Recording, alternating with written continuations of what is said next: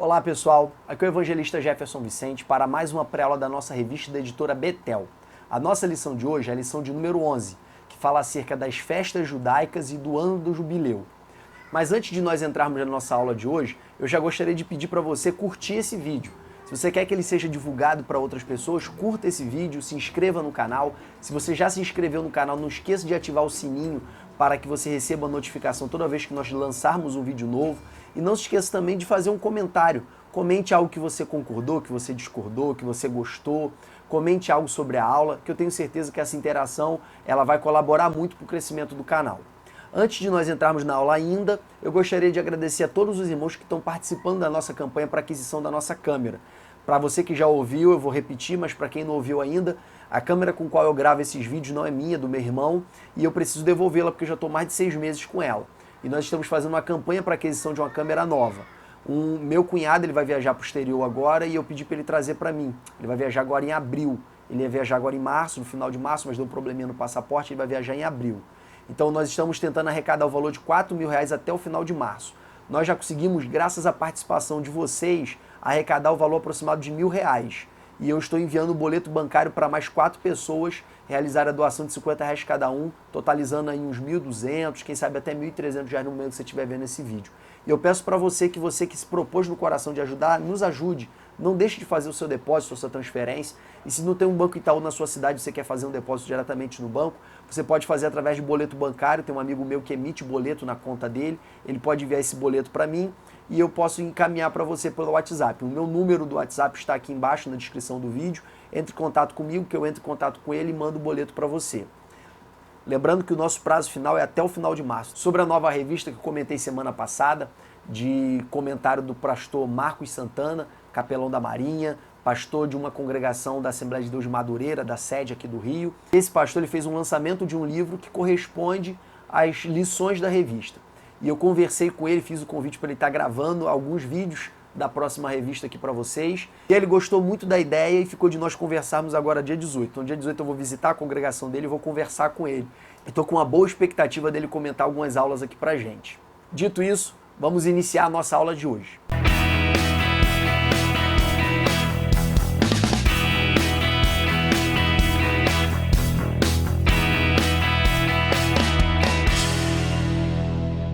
Nós vamos dividir a lição de hoje, irmãos, basicamente em 3 partes. A parte principal, que fala sobre as festas judaicas.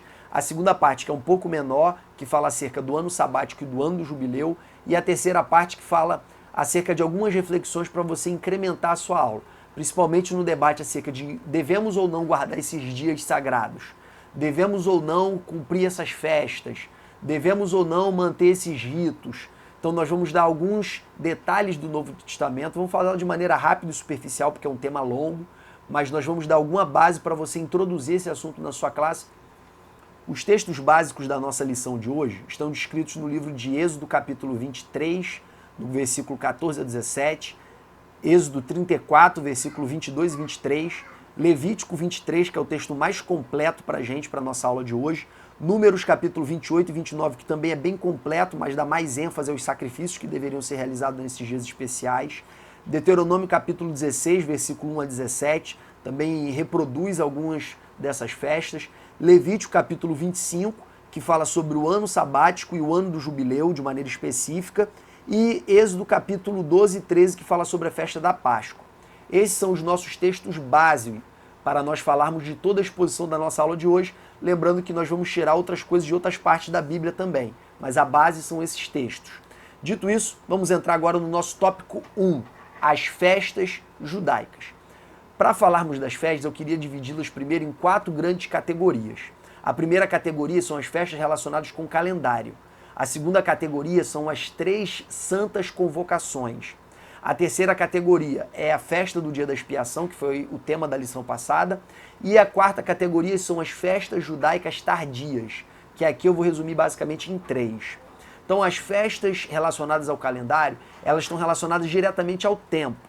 A primeira delas, e aqui eu quero fazer uma outra observação, que a palavra que eu estou utilizando aqui, que como festa, ela está no sentido de um dia especial. Não necessariamente vai ser uma celebração. Pode ser um dia de quebrantamento também, como o dia do Yom Kippur, o dia da expiação, que não se celebrava, e sim se quebrantava, se humilhava. Então a palavra festa aqui vai ter esse sentido mais genérico, que abrange tanto uma coisa quanto outra. A primeira delas é o sábado, é o Shabá. A palavra sábado ou Shabá do hebraico significa descanso. Com efeito, Deus ele fez o mundo em 6 dias e no 7º dia ele descansou. O Shabá é um mandamento tão importante que ele está inserido dentro dos 10 mandamentos. Não sei se vocês sabem, mas os 10 mandamentos são um resumo de toda a Torá. Deus ele resumiu a Torá nos 10 mandamentos. Não que os 10 mandamentos são os únicos mandamentos, e nem tampouco os mais importantes, mas eles são as ordens que sintetizam todos os outros. E aí Jesus e o Novo Testamento vai sintetizar mais uma vez em 2. Amarás o Senhor teu Deus de todo o teu coração e o teu próximo como a ti mesmo. E como o próprio nome diz, Shabá é um dia de descanso. A Bíblia diz assim, nenhum trabalho servil fareis. Essa questão do nenhum trabalho servil fareis, ela é objeto de discussão e debate dentro do judaísmo ao longo dos anos. Porém, na época de Jesus, parece que a corrente que vigorava é que nesse dia não era possível um homem carregar nenhum fardo sobre as suas costas, incluindo a sua cama. Então, todas as vezes que Jesus curava um paralítico e mandava ele pegar a sua cama e andar e levar a sua cama, os judeus, os religiosos daquela época o recriminavam. E recriminavam Jesus por ter feito a cura e dado esse tipo de ordem. Você vê também que o exercício do ministério de cura também era vedado segundo a tradição oral daquele tempo.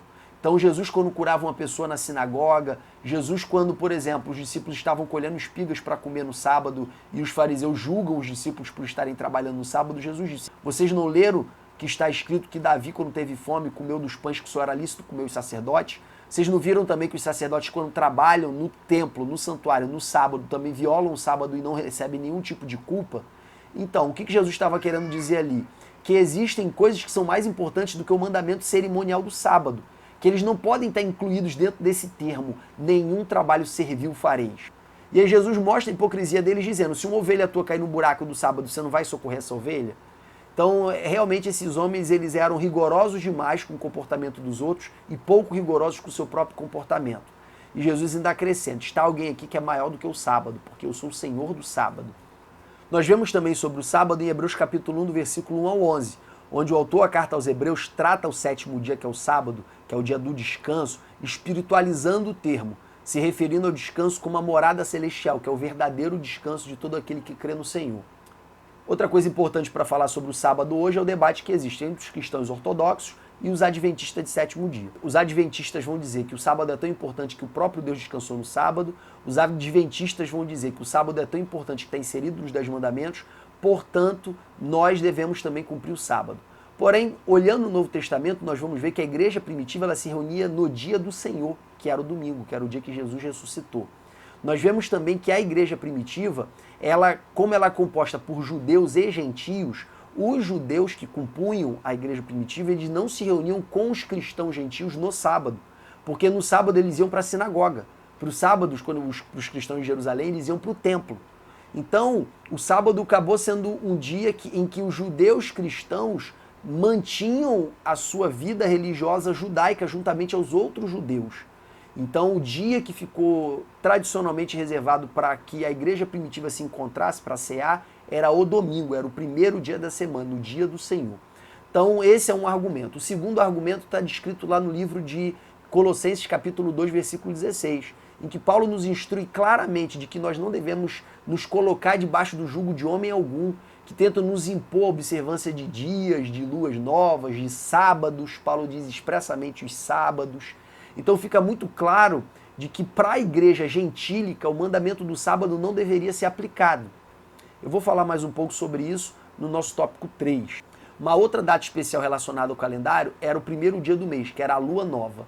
A lua nova também era um dia utilizado para adorar o Senhor. Vocês vão ver em algumas passagens bíblicas ficando claro que a lua nova, juntamente com o sábado, era um dia propício, era um dia que tradicionalmente era utilizado para buscar o Senhor, para consultar os profetas, para praticar alguma refeição sagrada. Então a lua nova ao lado do sábado era um dia especial de buscar a Deus. Com efeito, no sábado tinha que ser feita uma oferta um pouquinho especial, além da oferta diária. Todo dia tinha que ser oferecido um holocausto de manhã ou de tarde, no sábado era o dobro, na lua nova tinha uma oferta mais especial ainda. Tudo isso nós vamos ver na próxima aula, que eu vou entrar a miúde nas questões das ofertas. Nós vemos em alguns relatos bíblicos que o dia da lua nova, juntamente com o sábado, era um dia adequado, era um dia que tradicionalmente era utilizado para buscar o Senhor, era um dia tradicionalmente utilizado para procurar um profeta, para receber uma resposta de Deus. Então a lua nova, ela se parece muito com o sábado, com uma diferença. A lua nova não era dia de descanso, mas era um dia especial. Ela tinha um sacrifício especial no templo. No dia da lua nova se tocava a trombeta, que naquele tempo era o chofar, é um chifre, né, de carneiro, podia ser chifre de qualquer coisa, menos de boi. Eles não utilizavam muito o chifre de boi, igual a gente utiliza aqui no Brasil. Mas era o chifre de carneiro e de outros animais. Isso que era a trombeta, era o chofar. Nós temos como terceira festa relacionada ao calendário a festa das trombetas. A festa das trombetas, ela ocorria no primeiro dia do sétimo mês. E o sétimo mês era um mês todo especial, porque ele carregava 3 grandes festas. Era o mês em que o povo ficava praticamente o mês inteiro celebrando ao Senhor. Você tinha a festa das trombetas, que era no primeiro dia, o Yom Kippur, que era no 10º dia, e você tinha a festa das tendas, que era no 15º dia ao 22º dia. Eram 8 dias de festas. Então, o sétimo mês era um mês praticamente todo dedicado ao Senhor.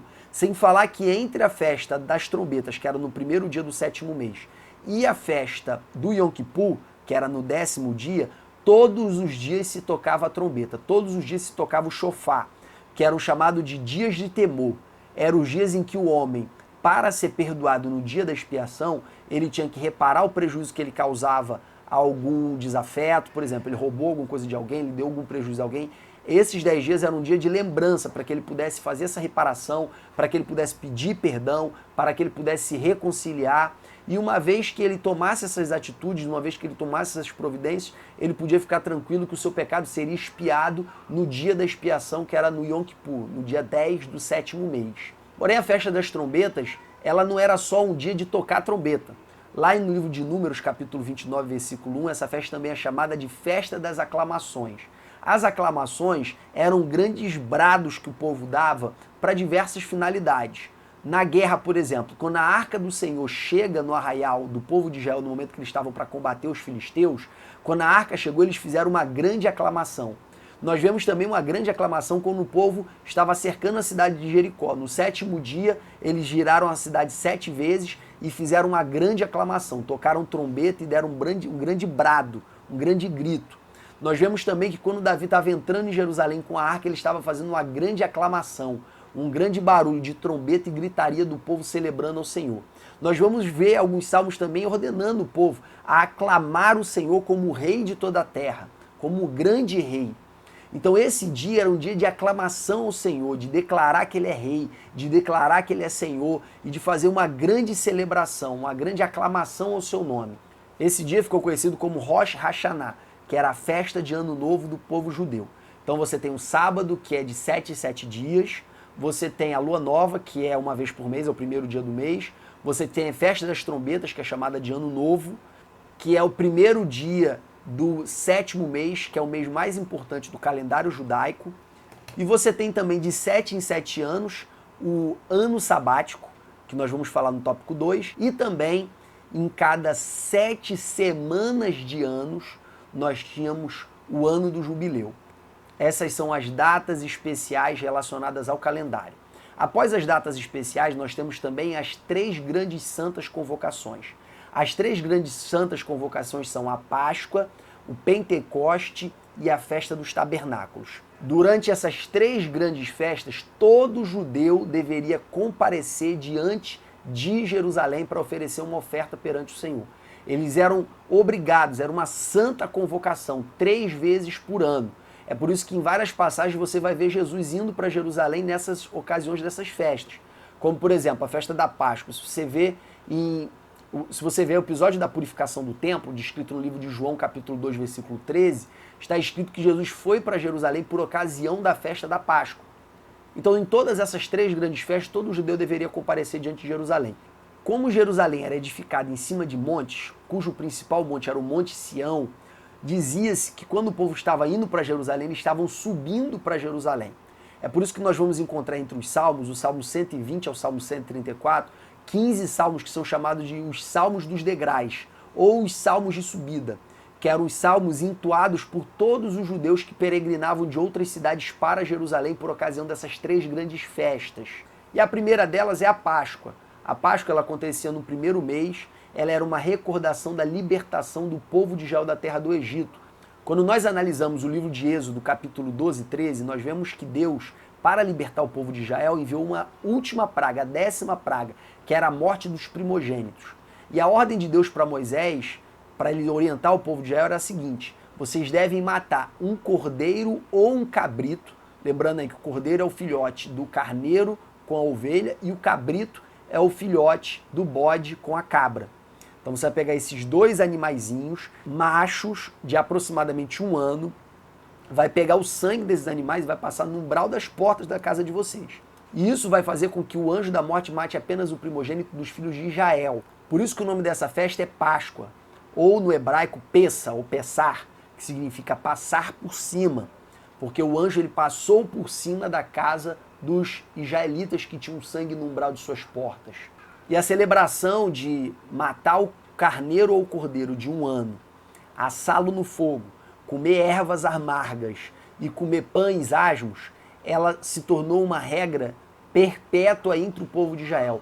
Todos os anos eles deveriam celebrar essa festa. E juntamente com essa festa, eles deveriam celebrar também a festa dos pães asmos, que não exigia o carneiro e o cabrito, mas exigia que durante os 7 dias eles comessem pães asmos. Então você vê, por exemplo, que quando Jesus se reuniu para comer com seus discípulos, ele falou Páscoa, mas não era uma Páscoa tecnicamente falando. A Páscoa, tecnicamente falando, era o primeiro dia. Os dias posteriores eram a festa dos pães asmos.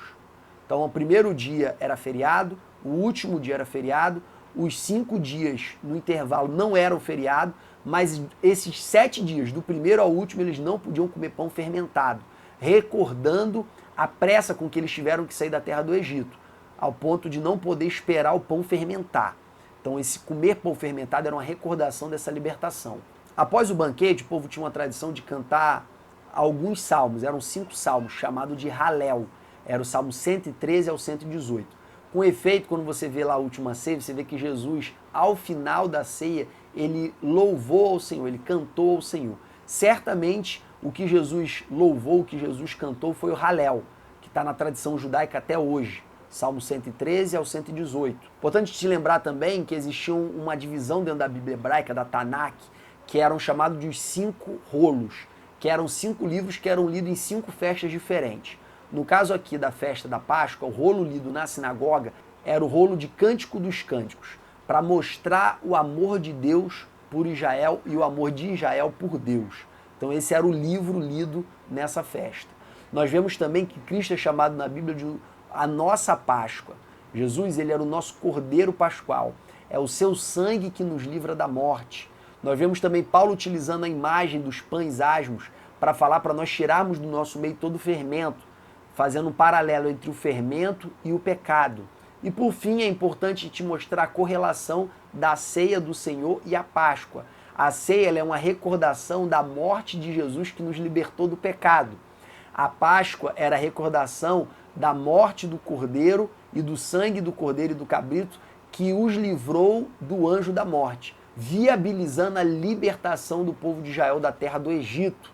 A segunda festa, a segunda grande santa convocação, era a festa das semanas, porque ela acontecia 7 semanas após a Páscoa. Ela também era chamada de festa das colheitas, porque ela era uma comemoração da colheita do trigo. E ela também era chamada no Novo Testamento de festa de Pentecoste. Pentecoste é uma palavra grega que designava essa festa, porque a palavra Pentecoste significa 50 dias, porque ela acontecia 50 dias após a Páscoa.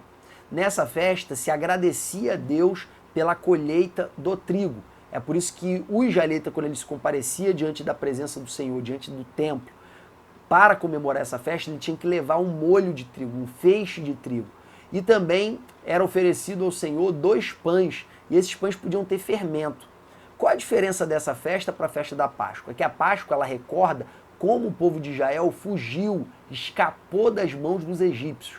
E pelo fato de eles saírem com pressa, eles não puderam esperar o pão levedar. Por isso que na comemoração da Páscoa, o pão devia ser sem fermento. Já na festa das semanas, ou no Pentecoste, o pão tinha que ser com fermento. Por quê? Porque era na terra da promessa que eles iam plantar e iriam colher. E como eles não estavam fugidos na terra da promessa, esse pão não era um pão de pressa, não era um pão apressado. Esse pão ele podia conter fermento. Nós vemos que o judaísmo tardio tratou essa festa como uma comemoração pelo recebimento da lei. Com efeito, como essa festa era comemorada 50 dias após a Páscoa, o recebimento da lei ocorreu um pouquinho tempo depois disso, porém ficou próximo desses 50 dias. Então eles utilizavam essa festa para recordar e para celebrar o recebimento da lei. E o tema principal do recebimento da lei é Êxodo 19, que são os 10 mandamentos, é o episódio em que Deus ele coloca o seu fogo no Monte Sinai. O Monte Sinai fumega. Essa imagem do fogo de Deus no monte, ela é remetida para Atos capítulo 2, em que o sinal da presença do Espírito Santo foi as labaredas de fogo, foi aquelas línguas de fogo. Lembrando aí que língua de fogo não é palavra de fogo, não é língua de fogo. A língua de fogo é igual à língua de uma vela, é uma labareda, um fogo que pousou sobre a cabeça deles. Então é como se cada apóstolo ali fosse uma vela e tivesse uma língua de fogo na cabeça, uma labareda de fogo na cabeça. Então esse fogo do Espírito Santo, que representava visivelmente a chegada do Espírito Santo, ele resgata a memória do fogo de Deus no Monte Sinai. Por fim, a terceira festa, que a gente pode chamar da maior festa do povo de Israel, era a festa das tendas. E quando eu falo aqui a maior, não estou falando que é a mais importante. A festa das tendas, também chamada de festa dos tabernáculos, ou também chamada de festa do final das colheitas, cujo nome em hebraico era o Sukkot, era uma festa que recordava o tempo que o povo de Israel peregrinou no deserto. E era uma festa muito chamativa, muito especial, porque as pessoas colocavam tendas, cabanas, em frente das suas casas. Imagina a festa das crianças, a alegria das crianças. E elas acendiam também lamparinas e tochas de fogo, para essa tenda no exterior da casa ficar bem iluminada. Então era uma festa que tinha um grande apelo popular. Essa festa também era mais longa, ela tinha 8 dias. Lembrando aí que o Pessar, que é a Páscoa, tinha duração de 7 dias. O Pentecoste, ou em hebraico, Shavuot, ela tinha uma duração de 1 dia. E a festa das tendas, ela tinha uma duração de 8 dias. E o dia mais importante da festa das tendas era o 8º, que era uma santa convocação, era um Shabat, era um dia de descanso, em que o povo fazia um grande clamor a Deus para Deus renovar as suas chuvas, porque estava iniciando um novo ciclo de plantio. No judaísmo tardio, muito inspirado em Zacarias 14, que diz que quando o reino de Deus chegasse, o reino de Deus iria derrotar todos os reinos desse mundo e todas as pessoas iriam para Jerusalém para celebrar a festa dos tabernáculos. E caso elas não fossem, elas não receberiam as chuvas do Senhor, e que durante essa festa eles pegariam água da fonte da salvação. Com base nesse texto de Zacarias, o judaísmo posterior, ele desenvolveu um rito que era praticado durante essa festa, durante essa celebração, que era pegar águas da fonte de Gihon que ficavam represadas no tanque de Siloé. Sim, aquele mesmo tanque que Deus colocou terra misturado com saliva nos olhos do cego e mandou ele se lavar. Então, no segundo e terceiro dia da festa, existia uma procissão que o povo fazia, que eles iam a esse tanque de Siloé, pegavam água em jarros e faziam uma procissão até o templo. E depois derramavam um pouco dessa água no altar, como libação perante o Senhor. E o povo carregava tochas e lamparinas durante essa peregrinação. Enquanto eles estavam pegando água na fonte, eles louvavam um cântico que está descrito no livro de Isaías, capítulo 12, do versículo 1 ao 4, que fala acerca de pegar águas na fonte da salvação. É por isso mesmo que Jesus, no capítulo 7, que ele vai para Jerusalém por ocasião da festa dos tabernáculos, da festa das tendas, lá no versículo 38, ele diz: aquele que tem sede, vem a mim e beba. Aquele que crê em mim, como diz as Escrituras, rios de água viva fluirão do seu ventre. Jesus estava aproveitando a imagem desse ritual de pegar água na fonte de Siloé, ou melhor dizendo, de pegar água no tanque de Siloé e levar para o templo, para dizer: olha só, a água da salvação, a água que mata a sede de verdade sou eu, venha a mim e beba. E não só isso, se vocês crerem em mim, como diz as Escrituras, essa fonte serão vocês. E aí João completa: e dizia ele isto acerca do Espírito Santo que haveria de vir quando ele fosse glorificado. Então você vê nitidamente Jesus usando uma imagem dessa festa para trazer uma mensagem mostrando que ele era essa água da salvação. Na Páscoa o rolo lido era cantares, No Pentecoste, o rolo lido era Ruth, e nas tendas o rolo lido era Eclesiastes. No Novo Testamento nós vamos encontrar outras referências indiretas a essa festa. Como ela era uma festa das tendas e recordava o tempo que o povo de Israel peregrinou na terra do Egito, ela também era uma recordação da tenda. E o que era a tenda? Era o tabernáculo, que era a principal tenda em que se dizia que Deus habitava no meio do povo. Então era a recordação do tempo em que a nuvem de Deus e a tocha de Deus, ela seguia o povo. E aonde essa nuvem parava e aonde essa tocha parava, naquele lugar o povo acampava e esticava, estendia as suas tendas, inclusive a tenda, que era o tabernáculo, que era a tenda do Senhor. E eles edificavam o tabernáculo exatamente embaixo dessa nuvem. No Novo Testamento nós vamos encontrar no livro de João capítulo 1, versículo 14, dizendo que o Verbo se fez carne e tabernaculou entre nós.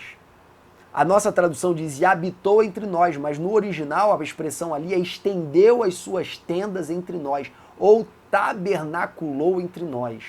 Uma outra referência dessa festa, no livro de Apocalipse capítulo 21, quando a Bíblia fala acerca da Nova Jerusalém, diz que o tabernáculo de Deus estará entre os homens.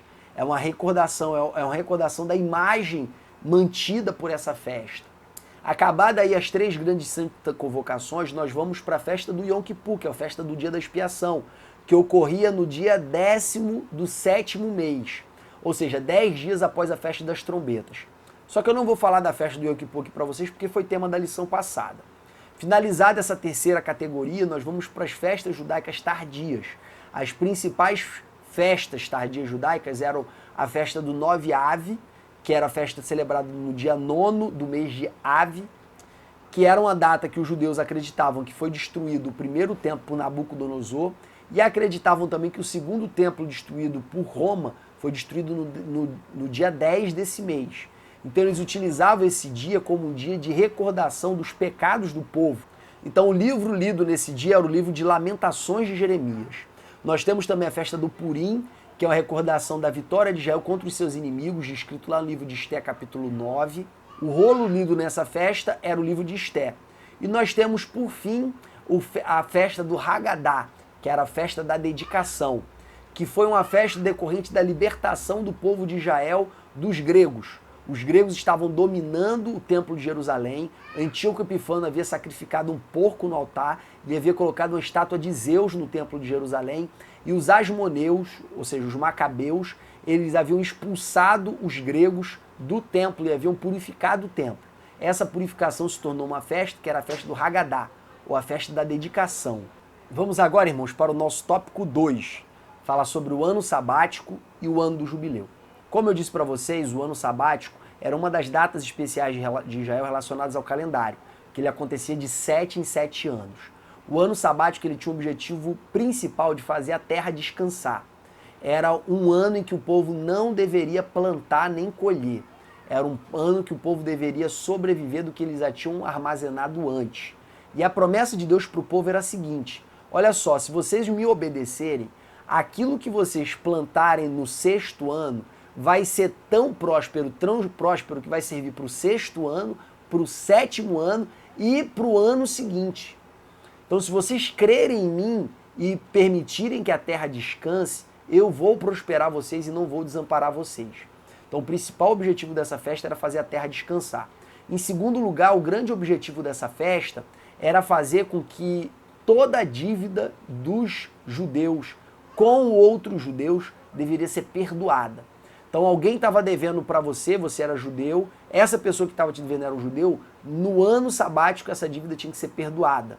Uma outra ordenança relacionada, porém não identificada com o ano sabático, era a ordenança da libertação de um escravo judeu após 7 anos de serviço. Essa ordenança não precisava coincidir exatamente com a data do ano sabático, mas ela precisava também ter um período de 7 anos. Então você comprava um escravo judeu, ele tinha que te servir durante 6 anos. No 7º ano você tinha que libertar ele.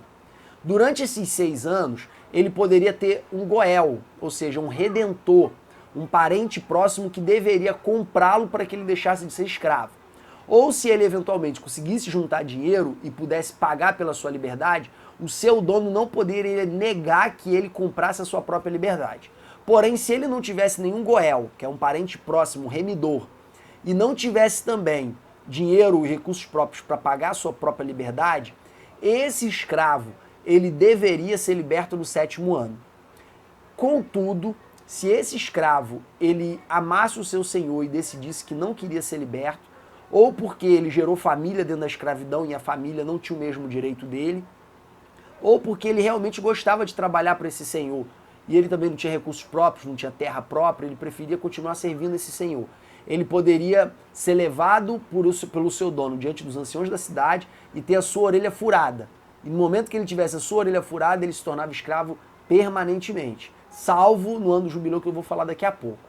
Então, essa ordenança de descansar a terra ela deveria ocorrer de 7 em 7 anos. Nós vamos ver no final do livro de 2 Crônicas que Deus estabeleceu um ano de cativeiro para cada ano sabático descumprido. Então, como o povo passou aproximadamente 490 anos sem cumprir o ano sabático, Deus ele deu 70 anos de cativeiro. Por fim, nós temos o ano do jubileu, que acontecia em 7 semanas de anos. Ou seja, após 7 anos sabáticos, você tinha um ano jubileu, que a libertação ainda era mais ampla. No ano do jubileu não tinha que necessariamente a terra descansar, mas todas as dívidas tinham que ser perdoadas, toda a terra que um judeu comprou de outro judeu tinha que ser devolvida. Lembrando aqui que durante esse período, um hebreu podia comprar a terra de outro. Exemplo, um hebreu da tribo de Judá podia adquirir as terras de um hebreu da tribo de Benjamim. Essa terra seria dele durante todo o período até chegar o ano do jubileu. Quando chegasse o ano do jubileu, ele deveria restituir essa terra, ele não poderia mais ficar com essa terra. A razão para isso, Deus diz muito claramente, porque a terra me pertence, vocês são apenas moradores dela. E Deus também queria manter basicamente as tribos de Israel com as suas propriedades, para evitar que uma tribo se sobrepusesse à outra. Então, no ano de jubileu, as terras deveriam ser restituídas para os seus donos originários. Durante, porém, esse intervalo entre um ano de jubileu e outro, essas terras também podiam ser resgatadas por um goel, por um remidor, que era um parente próximo. Nós vamos ver um caso desse no livro de Ruth, em que Boaz era remidor dos filhos de Noemi. Na verdade, tinha um remidor anterior, mas ele abdicou da sua função porque ele achou que ia ficar no prejuízo. E nós tínhamos também a possibilidade do próprio proprietário que perdeu a sua terra, que teve que vender a sua terra, trabalhar e adquirir dinheiro para resgatá-la novamente.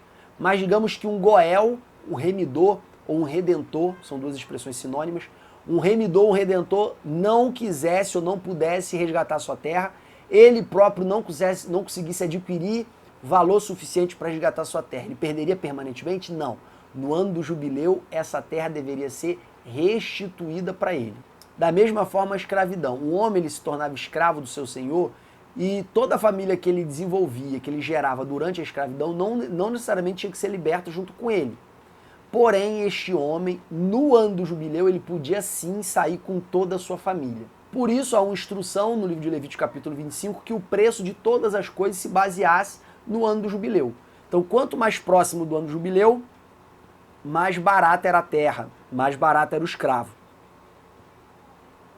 E quanto mais distante do ano do jubileu, mais caro, naturalmente, porque esse proprietário que estava adquirindo esse bem, ele iria ficar com esse bem durante um período muito maior. E essa ideia de remidor, de goel, essa ideia de libertação no 7º ano, essa ideia de libertação no ano do jubileu, ela vai ser uma excelente referência para nós no Novo Testamento, em que Jesus é apresentado como o nosso remidor, o nosso redentor, o nosso goel. Jesus é apresentado como aquele que paga o nosso preço para nos resgatar. Então essa imagem do ano do jubileu, do ano sabático e do goel, elas são excelentes referências para se referir à nossa salvação. E agora na etapa 3 nós ficamos com um questionamento.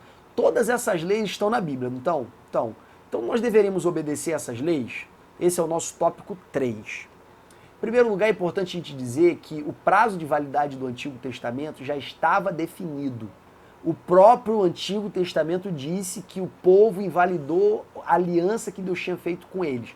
E por isso existia a necessidade de uma nova aliança. Eu falei sobre isso no capítulo 3 da aula passada. Então eu não vou repetir isso, você pode ir lá, dar uma analisada lá. Essa profecia está em Jeremias capítulo 31, do versículo 31 ao 34, e ela é brilhantemente trabalhada pelo livro de Hebreus, do capítulo 7 ao capítulo 10. Então você pode consultar essas fontes para aprofundar essa compreensão de que a aliança antiga ela tinha prazo de validade. E essa prazo de validade ela se cumpre em Jesus, que no momento da sua morte, o seu sangue inaugura a nova aliança. E por isso mesmo a ceia do Senhor, ela é o novo testamento do seu sangue, ela é a nova aliança do seu sangue, ela é a recordação desse sangue que traz a nova aliança. E uma das coisas interessantes que são trazidas pela nova aliança é a desnecessidade de um gentio obedecer às normas cerimoniais destinadas para o povo judeu. Com efeito, Paulo diz assim, para Deus não existe judeu nem gentio. Não existe distinção. Ele é o mesmo Salvador tanto de um quanto de outro. Para Deus o que importa é a fé em Jesus Cristo. Seja a fé de um judeu ou seja a fé de um gentio. E ele recomenda o seguinte, aquele que veio para Jesus na circuncisão, permaneça na circuncisão. Toma cuidado, não acredite que você está sendo salvo pelas tuas obras, porque pela graça sois salvos, por intermédio da fé. Isso não vem de vós, é dom de Deus. Não vem das obras para que ninguém se glorie. Então, um judeu ele é salvo pela fé, porém ele não precisa deixar de ser judeu. Ele pode continuar obedecendo todas as ordenanças. Já o gentio, ele pode ser salvo pela mesma fé que o judeu, só que sem a necessidade de manter essas normas cerimoniais. O grande debate que resolveu essa questão na igreja primitiva está no livro de Atos capítulo 15, em que os cristãos que pregavam para os gentios, que era Paulo, Barnabé e alguns outros, eles ficaram incomodados com alguns cristãos judeus que chegavam nessa comunidade de gentios e dizia para eles o seguinte, olha só, vocês precisam obedecer ao judaísmo. Até porque, naquele tempo, o cristianismo ele não era visto como religião independente, ele era visto como uma seita do judaísmo. O próprio Paulo vai se referir ao cristianismo como a seita dos nazarenos. E os próprios acusadores de Paulo vão se referir aos cristãos como uma seita dentro do judaísmo, uma seita que eles não toleravam. Então o cristianismo ele nasce dentro do judaísmo. Jesus era judeu, obedecia às leis judaicas, apresentava os sacrifícios dos judeus, obedecia os sábados, ele ia para as sinagogas. Os discípulos de Jesus faziam exatamente a mesma coisa, eram frequentadores de sinagoga. Então você vê que o cristianismo ele começou como segmento do judaísmo. Porém, no momento que ele foi pregado para os gentios, a ideia que se tinha era a seguinte, os judeus não podem ser salvos pela obediência dessas normas, eles são salvos pela fé em Jesus. E se o que salva é a fé, por que os gentios vão ser obrigados a obedecer uma lei que nem os judeus conseguem cumprir? Então, o Concílio de Jerusalém, os anciãos, os apóstolos se reuniram e, guiados pelo Espírito Santo, chegaram à seguinte resolução. Vamos utilizar como referência os capítulos 17 e 18 de Levítico, que fala acerca de algumas ordenanças que servia tanto para os judeus quanto para os gentios que moravam em Israel, que eram ordenanças que diziam respeito aos alimentos sufocados, aos alimentos sacrificados aos ídolos, às carnes que continham o sangue dos animais e à prostituição. Vamos a essas ordenanças básicas que um judeu cristão não pode praticar, porque se ele praticar essas ordenanças, ele não vai conseguir conviver com o judeu. Lembrando que as primeiras igrejas eram mistas, tinham judeus e tinham gentios. Para essa convivência ser possível, os gentios precisavam ter o cuidado com algumas normas básicas e mínimas para permitir que essa convivência fosse viável. Então o Concílio de Jerusalém diz o seguinte, olha só, da lei nossa cerimonial basta respeitar essas. Lembrando aí que a prostituição ela é colocada como uma norma cerimonial porque era muito comum entre os gentios praticar a prostituição sagrada, que era a prostituição diante dos deuses.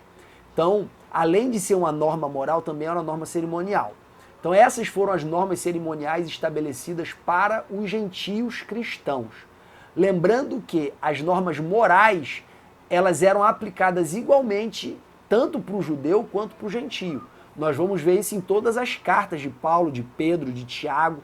O que está em voga, o que está em debate ali são as normas cerimoniais. E aí fica a questão, se o que nós devemos respeitar de normas cerimoniais são apenas aquelas, nós devemos guardar os dias, Paulo é muito claro em Colossenses capítulo 2, versículo 16 e 17, que eu já citei aqui para vocês, que para a gente não se colocar debaixo de julgo humano, que tenta nos impor as ordenanças de guardar dias, meses e anos, e ele cita o sábado. Então, para a igreja primitiva, gentílica, não existia obrigação de guardar os dias que eram obrigatórios para os judeus.